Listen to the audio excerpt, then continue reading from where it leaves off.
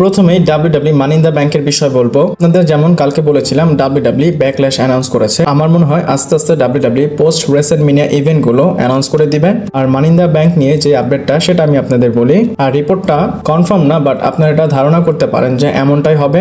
আপনারা এখানে দেখতে পাচ্ছেন অ্যান্ড্রিউ বেডেলা আপডেট করেছে, হিয়ার ইজ মোর পোটেনশিয়াল পেইলি location news for those wondering about the date and location for WW money in the bank 2025 June 7, 2025 Intuit Dome Los Angeles California.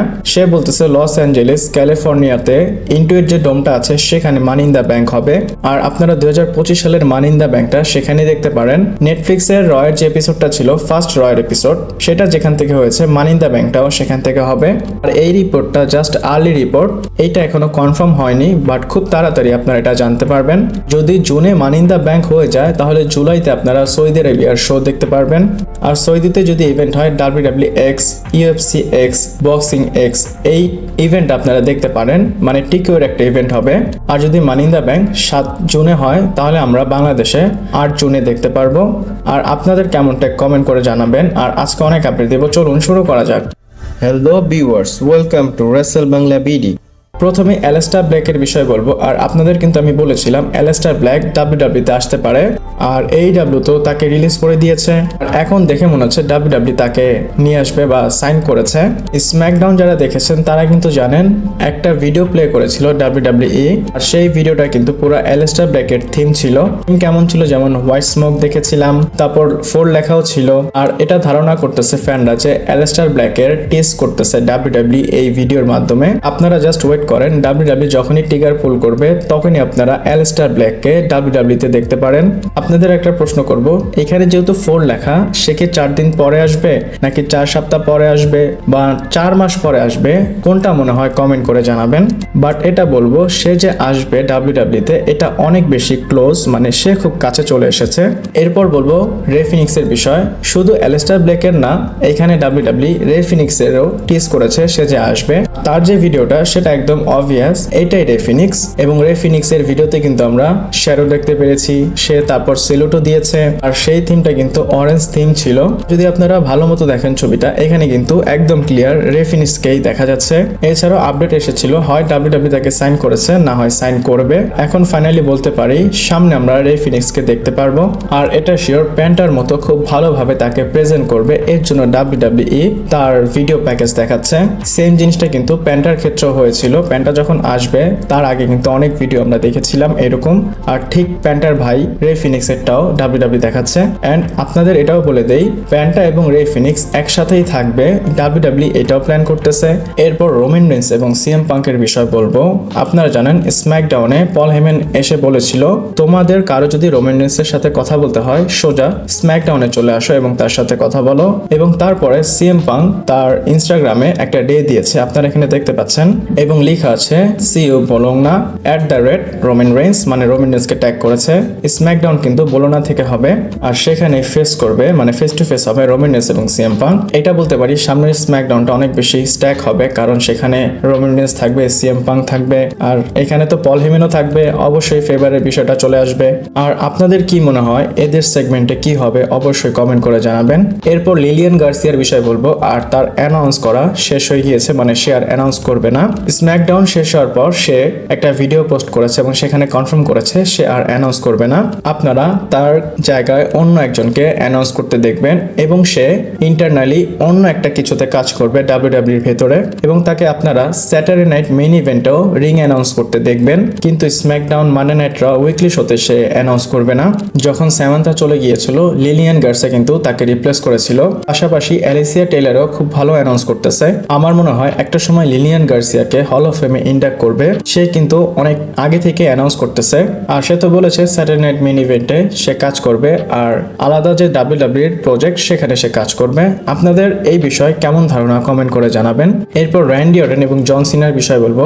WWE কিন্তু officially 2025 সালের ব্যাকল্যাশটা announce করে দিয়েছে, এবং backlash হবে মে 10 তারিখে। এখানে র্যান্ডি অর্টন, জন সিনা থাকবে, এবং আরো অনেকেই থাকবে। যারা কালকের ভিডিও না দেখেছেন অবশ্যই গিয়ে দেখে আসবেন, সেখানে কারা কারা থাকবে সব বলেছি। আর এখানে যেহেতু জন সিনা এবং র্যান্ডি অর্টন আছে, ফ্যানরা ভাবতেছে হয়তো জন সিনা ভার্সেস র্যান্ডি অর্টনের ম্যাচ হবে।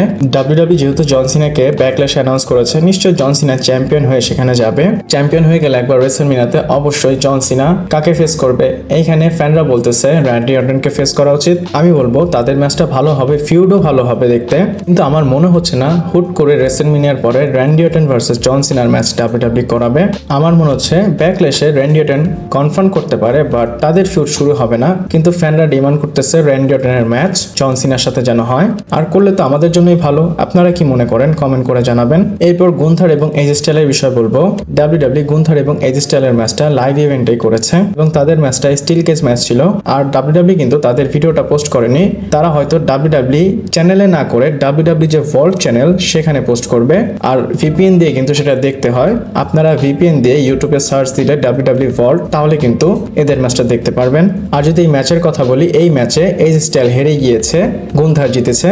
বাট গুন্থার জেতার পর এজ স্টাইলকে রেসপেক্ট দিয়েছে। গুন্থার যায় এজ স্টাইল আসে এবং দুইজন হ্যান্ডশেক করে এবং এজ স্টাইল কিন্তু গুন্থারকে অ্যাপ্রিশিয়েট করে, গুন্থারও করেছে। আর অবশ্যই গুন্থার তো টাইটেল হারবে না, সে রেসলমেনিয়াতে ম্যাচ করবে জেউসোর এগেইনস্টে। এখন হারলে তো শকিং সবকিছু হয়ে যাবে। এরপর ডাব্লিউডাব্লিউর সামনে পিএলি কোনগুলো করতে পারে সেগুলো বলবো। এখানে আপনারা স্ক্রিনশট দেখতে পাচ্ছেন। রেসলমেনিয়া 41 19 এবং 20 এপ্রিলে হবে লাস ভেগাসে। এন্ড সাকিব ভাই, আপনি কিন্তু আমাকে বলেছেন এপ্রিলের 21 তারিখে হবে, মানে আমাদের দেশে 21 তারিখে। আমি ভুলে বলেছিলাম 10 তারিখ। আমি কিন্তু রেসলমেনিয়া 41 এর জায়গায় রেসলমেনিয়া 42 এর ডেট বলে দিয়েছি ভুলে।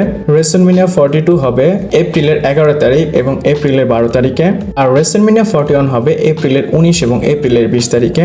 ধন্যবাদ আপনার কমেন্টের জন্য। এরপরে ব্যাকল্যাশ মে 10 তারিখে, আর ব্যাকল্যাশ হবে সেন্ট লুইস থেকে। এরপর মানি ইন দ্য ব্যাংক হবে জুনে, এটা এক্সপেক্টেড, যেমনটা আপনাদের ভিডিওর শুরুতে বলেছিলাম। এটা কনফার্ম না, এটা একটা রুমার।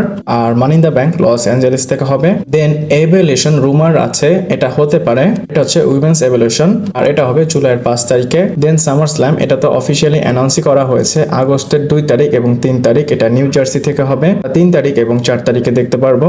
এরপর ক্লাস ইন প্যারিস আগস্টের 31 তারিখে হবে ফ্রান্সে। আর তারপর সার্ভাইভাল সিরিজ, আর এটাও কিন্তু রুমার, স্যান ডিয়েগো ক্যালিফোর্নিয়া থেকে হবে। এটার মান্থ জানি না, কিন্তু এক্সপেক্টেড এটা ক্যালিফোর্নিয়া থেকেই হবে। আর এই লিস্টের মাঝখানে স্যাটারডে নাইট মেইন ইভেন্টও হতে পারে। আর আমি বলবো সার্ভাইভাল সিরিজের আগে বা পরে যদি ব্যাড ব্লাড করে সেটাও ভালো হবে। ব্যাড ব্লাড কিন্তু হিউজ সাকসেস হয়েছে। আর আপনারা কি মনে করেন কমেন্ট করে জানাবেন। এরপর আপনাদের রোমিনেন্সের বিষয় বলবো। আর আপনাদের কিন্তু কিছুদিন আগে বলেছিলাম রোমিনেন্স বলেছিল বিগ ডগ সেটা ডেড, সেই ক্যারেক্টার সে আর মনে করতে চায় না। এখন 2025 সালে বিগ ডগকে, সেটা হয়তো আমরা এখন জানতে পেরেছি। সিএম পাঙ্ক তার ইনস্টাগ্রামে একটা পোস্ট করেছে এবং দেখতে পাচ্ছেন এখানে লেখা আছে বিগ ডগ। তার যে ডগ ল্যারি, তার মার্চেন্ডাইজ, সে তার ডগের মার্চেন্ডাইজ প্রমোট করার জন্য লিখেছে বিগ ডগ। আপনারা জানেন সিএম পাঙ্ক এবং রোমান রেন্সের মধ্যে প্রবলেম চলতেছে, এর জন্য সে ডাইরেক্ট ওয়েতে রোমান রেন্সের উপর শট নিয়েছে। এরপর পল হেমিনের বিষয়ে বলবো। আর ভেন্স রুসো তার বিষয়ে কিছু বলেছে। সে বলে গত 10 বছর ধরে পল হেমিনের প্রোমোতে জাস্ট একটা জিনিসই দেখতেছি, আলাদা কোনো কিছু নেই। সে সব সময় ওয়ান ডাইমেনশনাল হয়, সে একটা জিনিসই বারবার বলে। পল হেমিন ইউনিক কোনো কিছুই করে না। আপনাদের এটাও বলে দেই, পল হেমিনের এই প্রোমোর বিষয় সে শুধু প্রথমবার বলেনি, আরো অনেকেই পল হেমিনের এই বিষয়টা নিয়ে কথা বলেছে। অনেকেই বলে পল হেমিন আসে মাইকে কথা বলে দেন চলে যায়, সে আমাদের আলাদা কোনো কিছু দেখাতে চায় না। এমনিতে পল হেমিন যখন রিংয়ে আসে স্টোরি লাইনের জন্য সেটা স্পেশাল ফিল হয়, কিন্তু মনে হয় সে এইভাবেই কথা বলবে, সে এটাই বলবে। বাট আমি পল হেমিনের উপর কোশ্চেন করব না, সে যেভাবে প্রোমো কাট করে সেটা ঠিক আছে। আর আমরা তো সব একটা কমিউনিটি, আমি আপনাদের ওপিনিয়ন জানতে চাই। আপনারা পল হেমিনের এই প্রোমো বা তার যে ক্যারেক্টার সেটা নিয়ে কেমন ধারণা রাখেন কমেন্ট করে জানাবেন। এরপর সিএম পাঙ্কের বিষয় বলবো। আর সিএম পাঙ্ক একদম রেডি রোমান রেন্সের সামনে আসার জন্য, কারণ সে তার লুক চেঞ্জ করেছে। এখানে আপনারা পিকচার দেখতে পাচ্ছেন, সিএম পাঙ্ক নিজেই তার ইনস্টাগ্রাম স্টোরিতে দিয়েছিল। আর এখানে যদি তার ফেসটা দেখেন, এখানে কিন্তু তার দাড়ি নেই, সে ক্লিন শেভ করে ফেলেছে। পার্সোনালি আমি যদি বলি, সে যদি একটু দাড়িটা রাখে তাহলে তাকে একটু ভালো লাগে। কিন্তু সিএম পাঙ্ক রোমান রেন্সের বিষয় কি বলেছে আপনাদের এখানে ভিডিও দেখায়। এখানে সে বলেছে আমি রয়ের সুপারস্টার, আমার ব্র্যান্ড হচ্ছে র, আমার রয়ের বিষয় দিয়ে আসা যায়, কিন্তু রোমান রেন্স তুমি যেহেতু আসতেছো না, স্ম্যাকডাউনে আমি তোমাকে দেখে নিব। একটাবার চিন্তা করেন, কালকে যে রটা হবে সেখানে ফেস টু ফেস কোডি এবং জন সিনাকে দেখতে পারবো, এবং তারপরে যে স্ম্যাকডাউনের এপিসোডটা হবে সেখানে সিএম পাঙ্ক এবং রোমান রেন্সকে দেখতে পারবো। আর এই যে কনফ্রন্টেশন হবে এটা কিন্তু আগে থেকে একটু ভিন্ন হবে, কারণ আগে তারা একজন আরেকজনের জায়গায় ছিল, বাট এখন কিন্তু রোমান রেন্স তাকে স্পেয়ার মেরেছে, আবার সিএম পাঙ্ক তাকে এলিমিনেট করে দিয়েছিল। রয়্যাল রাম্বলের। আর এখানে সবচেয়ে বেশি দ্বিধায় পড়বে পল হেমেন, কারণ তার যে কোনো একটা সাইডে যেতেই হবে। এরপর রেসেলমিনিয়ার বিষয় বলবো। আর রেসেলমিনিয়ার টিকেটের বিষয় কিন্তু এখন আপনাদের বলিনি, কিন্তু রেসেলমিনিয়ার 2টা নাইটের জন্য টিকিট এখনো 25,000 বাকি আছে। আমি এখানে আলাদা আলাদা বলি। ফার্স্ট নাইট যেটা আছে সেখানে আপনারা দেখতে পাচ্ছেন 44,000-এর মতো টিকিট বিক্রি করা হয়েছে, মানে ডিস্ট্রিবিউট টিকিট। আর যদি কারেন্ট সেটআপ দেখেন সেটা হচ্ছে 51,000 টিকিট অ্যাভেলেবেল আছে, প্রায় 7,000-এর মতো। এরপর যদি নাইট 2 এর বিষয় বলি, এখানে আপনারা দেখতে পাচ্ছেন বিক্রি হয়েছে 46,000-এর মতো, আর কারেন্ট সেটআপ হচ্ছে 51,000, কিন্তু অ্যাভেলেবেল আছে প্রায় 5,000-এর মতো।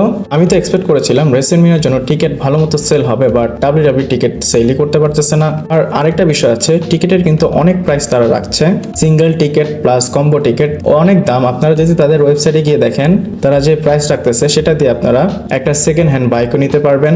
প্যাকেজ টিকিট মানে কম্বো টিকিট যদি কেনেন সেটা দিয়ে তো একটা নতুন বাইকই কিনতে পারবেন। এখানে বললাম ইউএস এর যারা আছে বড় লোক বা রিচ, তারাও টিকিট কেনার জন্য 10 বার চিন্তা করতেছে, তারা এত বেশি দাম রেখেছে বা রাখতেছে। আর এন্ডে যেতে যেতে দেখি ডাব্লিউডাব্লিউ কতটুকু ক্যাপাসিটি রাখে।